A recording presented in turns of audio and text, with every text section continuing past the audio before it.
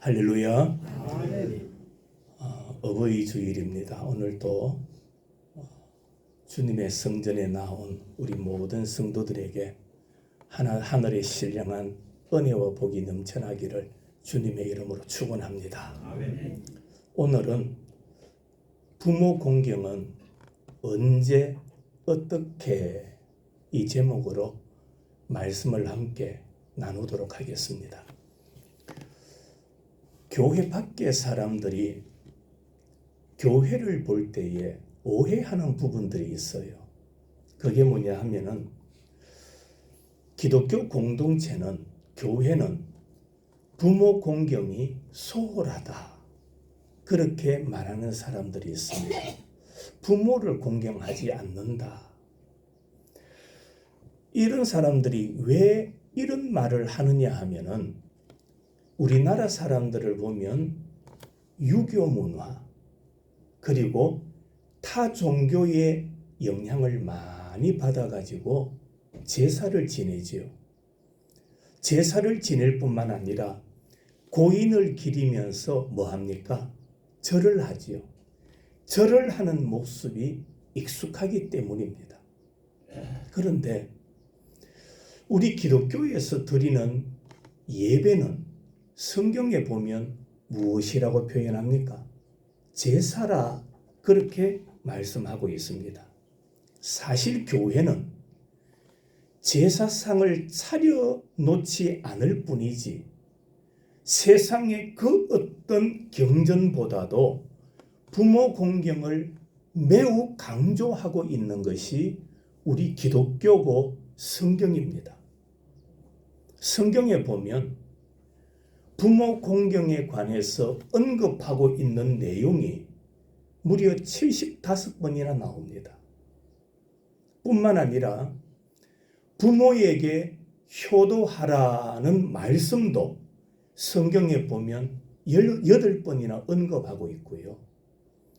부모에게 순종하라는 말씀도 2번이나 언급하고 있을 정도로 부모 공경을 매우 중요하게 여기고 있는 공동체가 우리 기독교라는 것입니다. 그 대표적인 예가 구약의 요셉입니다. 요셉이 자신의 아버지 야곱의 죽음을 예도한 기간이 얼마인지 아십니까? 70일입니다. 아버지의 죽음을 예도했던 기간이 70일이고요. 아버지의 시신에 향을 넣는 기간만 해도 무려 40일이었습니다. 그것뿐만이 아니죠. 아버지 시신을 모시고 이스라엘 땅에 올라가서 장례를 치르면서 무려 7일 동안이나 모든 신하와 기병과 병거들이 올라가서 예도의 기간을 보냈던 것을 볼 때에 성경에서 말씀하고 있는 부모 공경은 세상 사람들이 보는 것처럼 소홀한 것이 아니라 세상의 그 어떤 종교보다도, 세상의 그 어떤 경전보다도 부모 공경을 더 많이 말씀하고 강조하고 있는 것이 기독교요 성경이라는 것을 우리들에게 보여주고 있습니다.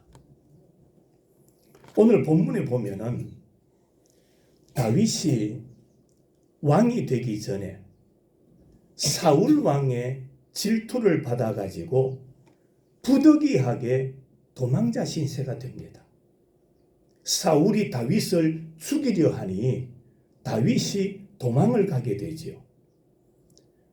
도망자 신세의 상황을 한번 생각해 보세요. 얼마나 급박하고 극도로 불안정한 상황입니까? 그때 다윗은 부모의 안위를 먼저 생각합니다. 그래서 자기 부모의 안위를 모압 왕에게 일시적으로 부탁하는 장면이 오늘 본문에 기록되어 있습니다. 사실 도피하는 상황에서 노출은 드러내야 됩니까? 피해야 됩니까? 피해야 되죠. 가급적으로 도망자는 자신이 노출되지 않아야 됩니다.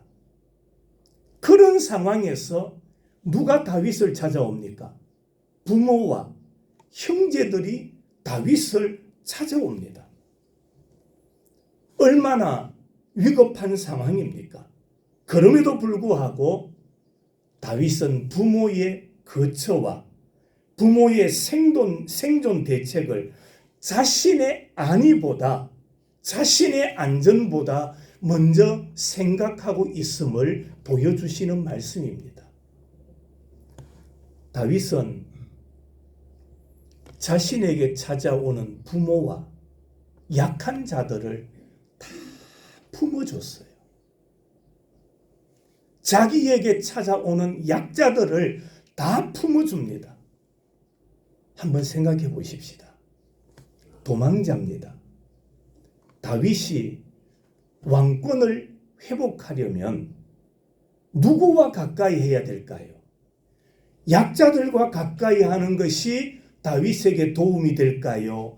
강한 자들과 함께 하는 것이 다윗에게 도움이 되겠습니까? 당연히 강한 자지요. 그럼에도 불구하고 다윗은 강한 자가 아니라 자신에게 찾아오는 약한 자들, 오늘 성경에 보니까 환난 당한 자, 빚진 자, 어려움 당한 가족들을 다 품어줄 정도로 마음이 넓고 마음이 깊은 거인이었던 것입니다. 첫 번째로 성경에서 말씀하는 가르침이 뭐냐? 부모를 공경하라. 부모를 공경하라. 그것을 강조하면서 부모 공경은 약속이 있는 첫 계명이라 그렇게 말씀하지요. 신약 성경 에베소서 6장 2절과 3절 말씀입니다. 내 아버지와 어머니를 공경하라. 이것은 약속이 있는 첫 계명이니 이로써 내가 잘되고 장수하리라. 자, 이 말씀을 한번 풀어드립니다. 여기 보니까 내 아버지와 어머니를 뭐하라? 공경하라. 여기 공경하라는 말의 뜻이 뭔지 아세요? 공경하라. 대접을 잘해라. 그런 의미도 내포되어 있을 겁니다. 부모를 잘 대접해라. 그런 뜻도 내포되어 있겠지만은 여기서 공경하라 이 말은 가치를 높이 평가해라 이 말입니다. 부모는 가치를 높이 평가해야 되고 부모에게 경의를 표하라. 바로 그 말씀인 겁니다. 그러니까 부모 공경은 어느 수준이냐? 어느 차원이냐? 하나님을 공경하는 차원과 똑같다. 그러니까 하나님을 잘 믿고 하나님을 잘 섬기는 자는 하나님을 잘 섬기는 것처럼 누구도 부모도 잘 섬겨야 된다. 똑같은 위치에서 하나님 공경과 부모 공경을 말씀하고 있는 겁니다.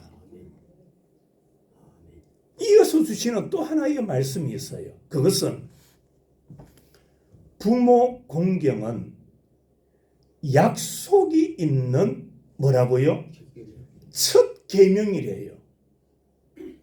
부모 공경은 약속이 있는 첫 계명, 여기서 첫 이 말이 무슨 뜻이냐 하면 처음 그런 뜻도 있습니다. 처음. 그러면서 또 하나의 뜻이 뭐냐 하면 어떤 이 말입니다. 뜻이 뭐라고요? 어떤. 우리가 그런 표현을 쓰죠. 내가 사랑하고 내가 존경하고 내가 좋아하는 분이 있다. 그러면 그 사람을 향해서 최고입니다. 최고입니다. 그러지요. 최고입니다. 당신은 어뜸입니다. 그 뜻이잖아요. 부모는 어떻게 대해야 되느냐? 최고로 어뜸으로 여겨라. 바로 그 말씀인 거예요. 어뜸으로 여겨야 된다. 언제나 어느 때나 부모는 어뜸이다. 부모가 못 배우고 부모가 늙고 부모가 힘이 없어도 부모는 자식이 볼 때에 최고의 가치로 여겨야 된다. 어뜸으로 여겨야 된다. 그게 바로 성경의 가르침입니다. 두 번째로 부모 공경은 약속이 있는 첫 뭐라고요? 계명이래요. 계명은 명령입니다. 계명은 명령이기 때문에 선택사항이 아니라 의무사항입니다. 학생들이 대학교에 가면은 자기가 전공하는 분야가 있어요. 전공하는 분야에서 들어야 할 과목이 있는데 필수 과목이에요. 그 과목은 반드시 들어야 돼요. 그 외에 선택 과목이 있어요. 선택 과목은 내가 선택해서 들어도 되고 안 들어도 되는 게 있어요. 필수 과목은 4년 공부하고 졸업하기 위해서는 반드시 들어야 돼요.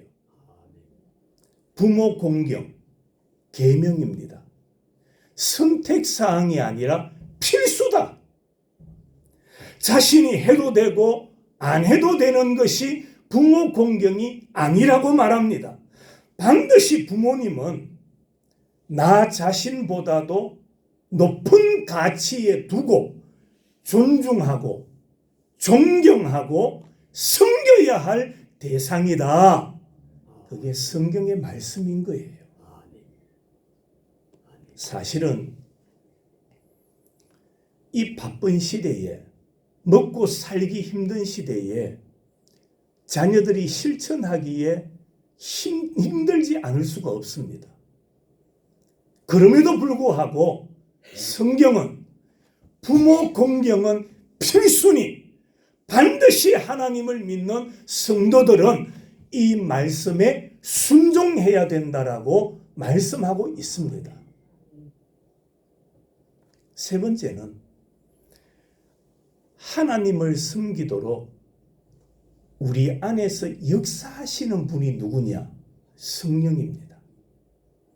하나님을 섬기도록 우리 안에서 역사하시는 성령님은 부모님을 공경하도록 부모님을 잘 섬기도록 우리 안에서 역사하고 계신다라는 것입니다.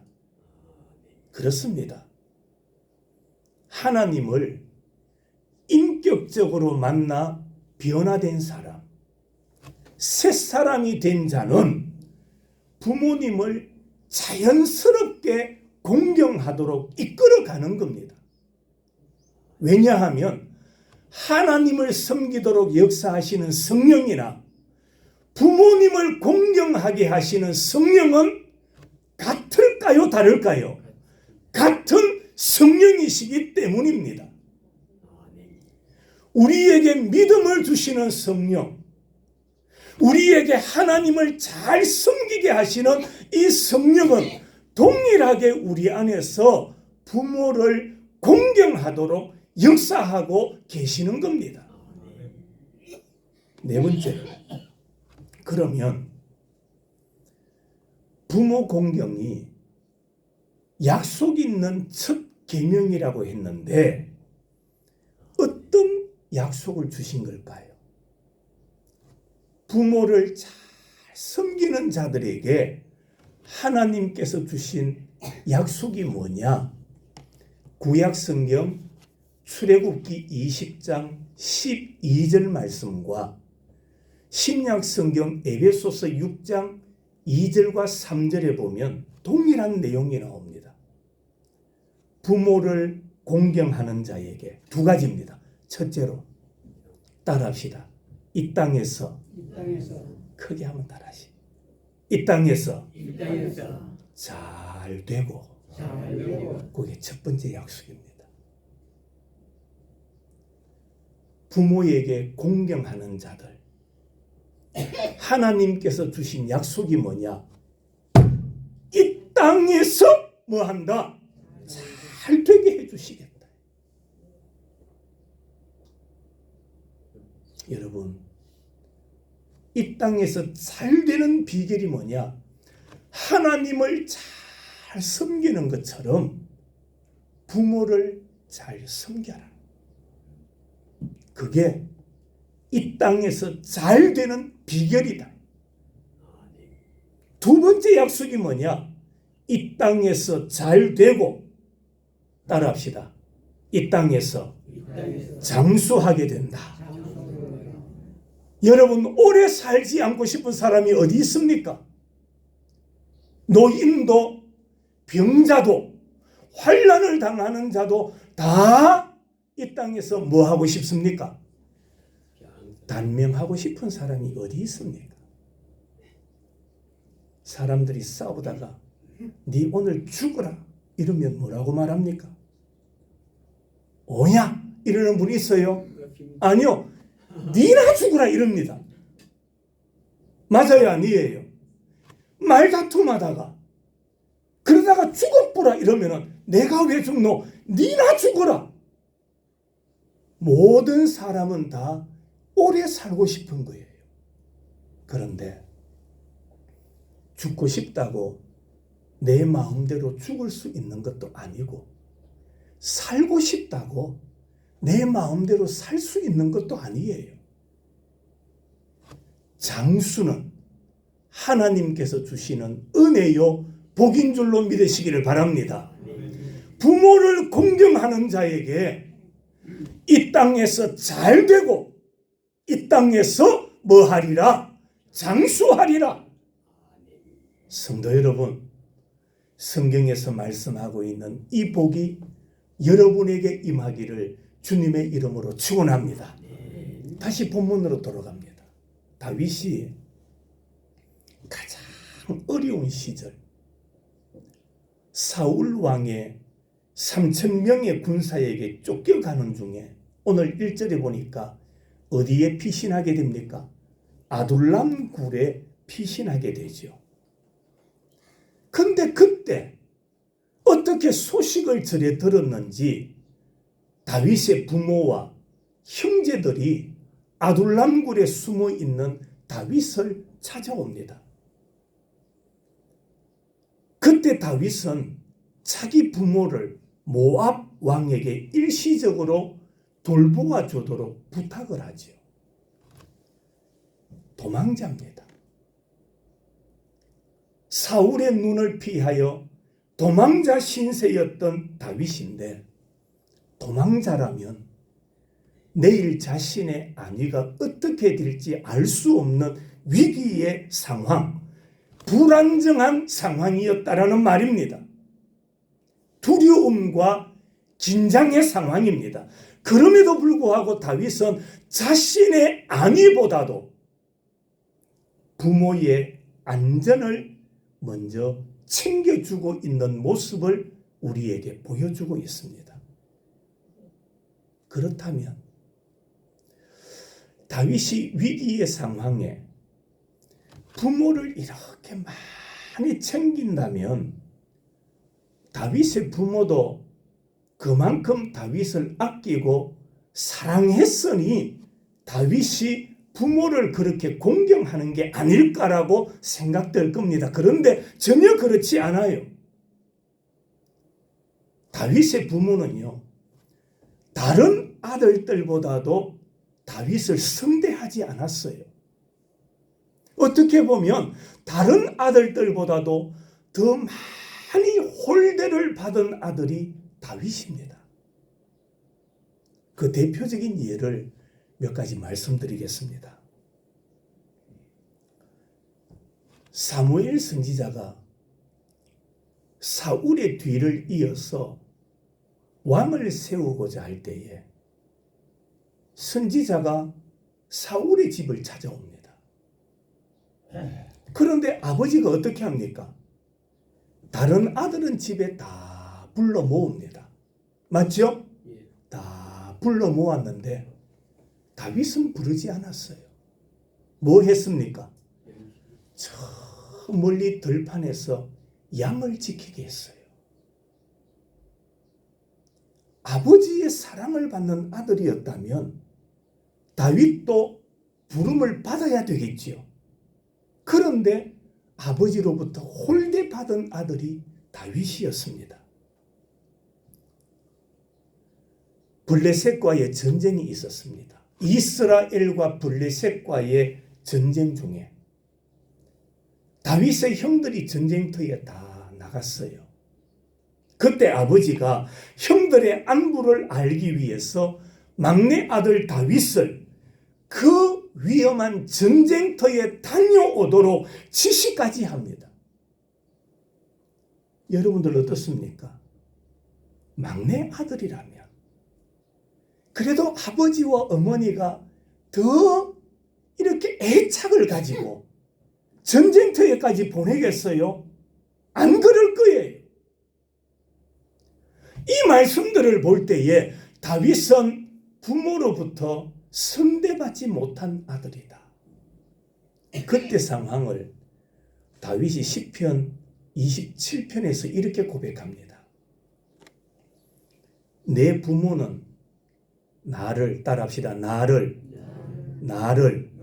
버렸으나 다윗이 뭐라고 말합니까? 내 부모는 나를 뭐했다? 버렸다. 선대받지 못했다라는 말입니다. 다윗은 부모로부터 늘 홀대를 받았다라는 말입니다. 나는 아버지의 사랑을 받지 못했다. 부모는 나를 버렸다라고 말합니다. 그러나 여호와는 나를 영접하시리이다. 여러분, 다윗이 부모로부터 선대받지 못했음을 이 말씀을 통해서 우리가 짐작하게 됩니다. 부모만 그랬을까요? 다윗의 형들도 마찬가지입니다. 전쟁터에 형들을 위해서 목숨을 무릅쓰고 떡과 볶은 곡식을 가지고 왔던 다윗입니다. 형들이라면 어째야 될까요? 이 장로님 제일 형님이죠. 동생, 막내 동생이 그 위험한 전쟁터에 떡과 볶은 곡식을 가지고 형들의 안부가 궁금해서 왔습니다. 그러면 형님이 어떻게 해야 됩니까? 고마워해야 되지요. 안쓰러워해야 되지요. 안 그런가요? 안쓰러워해야 되지요. 막내가 그렇게 형들의 안부를 물으러 왔다면 고마워야지요. 그런데 그 형들은 어떻게 하느냐? 동생을 무시합니다. 동생에게 비인격적으로 대합니다. 그런 대우를 부모로부터 형제들로부터 그런 대접을 받았던 아들이 다윗 막내였다라는 말입니다. 그런데 그럼에도 불구하고 다윗은 도망자 신세였음에도 불구하고 부모와 형제들을 선대합니다. 그들을 돌봐주었다라는 말입니다. 그런 동생이 있다면, 그런 이웃이 있다면 여러분들은 무엇이라고 표현하겠습니까? 저 집의 막내는 선하다라고 말하겠습니까? 어리석다라고 말하겠습니까? 어리석다라고 하겠지요. 아버지와 부모와 형제들은 자기를 그렇게 무시하는데, 그렇다면 막내 본인으로서도 비슷한 태도를 취할 수 있지 않겠어요? 그런데 다윗은 그렇게 하지 않습니다. 자기에게 어려운 어떤 상황에서 찾아온 부모와 형제들을 선대해 줍니다. 사람들은 어리석다, 바보 같다 할지 모르지만 그 선한 대접을 했던 다윗이 하나님께서 그 이후에 다윗의 이 선함을 잊지 않으셨어요. 할렐루야. 하나님은 이 다윗의 선함을 잊지 않으시고 세월이 지난 이후에 이 다윗에게 큰 복을 내려주세요. 크게 보면 그 복이 두 가지예요. 아까 하나님께서 약속하신 복이 두 가지라 했죠. 하나가 뭐라고 했습니까? 이 땅에서 잘 되고, 하나님은 이 다윗을 이 땅에서 잘 되게 해주셨어요. 이스라엘의 통일 왕국에 뭐가 되게 하십니까? 왕이 되게 해주셨어요. 이 땅에서 잘 되게 해주셨어요. 또 하나가 뭡니까? 이 땅에서 장수하리라. 이후에 다윗은 장수하는 삶을 살았던 것입니다. 성도 여러분, 부모 공경은 자신이 심은 것을 거두는 거예요. 따라합시다. 자신이 심은 것을 거두는 겁니다. 부모 공경은 자신이 심는 것을 거두는 거예요. 오늘 우리는 부모님께 어떤 태도로 살아가야 하는지를 이 다윗의 삶을 통하여 교훈을 얻게 되는 겁니다. 형편과 상황이 가장 열악했고 부모로부터 충분한 사랑을 받지 못했음에도 불구하고 다윗은 최선을 다해서 부모를 선대했습니다. 이것이 십계명 출애굽기 20장 12절 말씀과 에베소서 6장 2절과 3절에서 말씀하신 약속된 것처럼 다윗이 하나님의 놀라운 축복의 주인공이 되는 계기가 되었던 것입니다. 여러분, 효, 한문으로 효자를 여러분들 아십니까? 효, 아들이 노인을 업고 있는 형상이 효자입니다. 그게 효도예요. 아들자자 아들이 노인을 뭐하고 있다? 업고 있는 것. 그게 효도입니다. 어버이 주일, 어버이 주간만이 아니라 우리는 항상 내 마음에 부모를 없는 심정으로 부모를 선대하는 삶을 살아가는 성도들이 되시기를 축원합니다. 늘 부모를 공경해도 어떻게 부모님을 늘 업고 살겠습니까? 그러나 우리의 중심은, 우리의 마음은 부모님을 없는 심정, 부모님을 업고 사는 그런 심정으로 우리가 살아가야 됩니다. 그런 자들에게 하나님은 약속의 계명을 주신 것입니다. 누군가가 말했죠. 부모는 눈에 보이는, 부모는 눈에 보이죠. 그죠? 부모는 눈에 보이지만 하나님은 눈에 보여요, 안 보여요? 안 보이죠. 부모는 눈에 보이는 하나님과 같아요.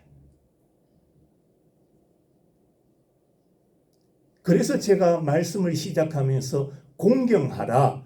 공경의 차원은 하나님을 공경하는 차원과 부모 공경의 차원은 같다, 다르다. 같다. 그런 차원에서 부모를 공경해야 된다. 부모는 눈에 보이는 하나님과 같다. 성도 여러분, 부모 잘 섬기는 사람이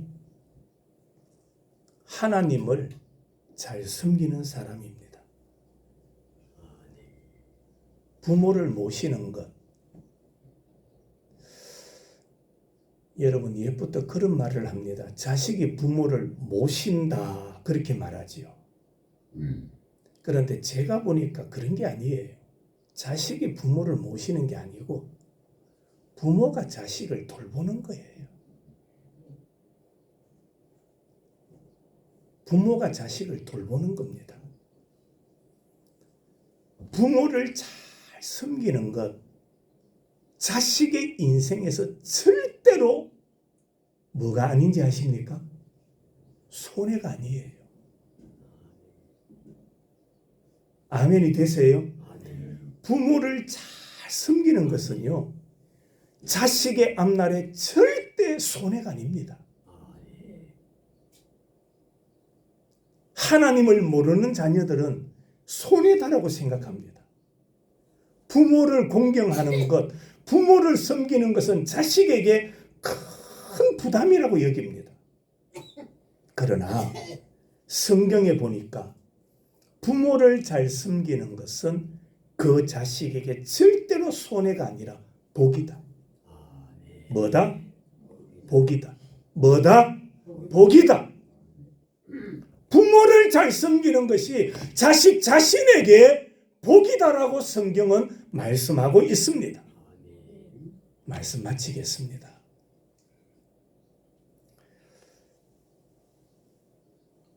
오늘 이 자리에는 부모님들이 더 많습니다. 부모님들이 더 많습니다. 그러나 우리가 젊었을 때 부모님이 생존해 계실 때 내가 부모를 어떻게 효도했는가를 한번 돌아보시고,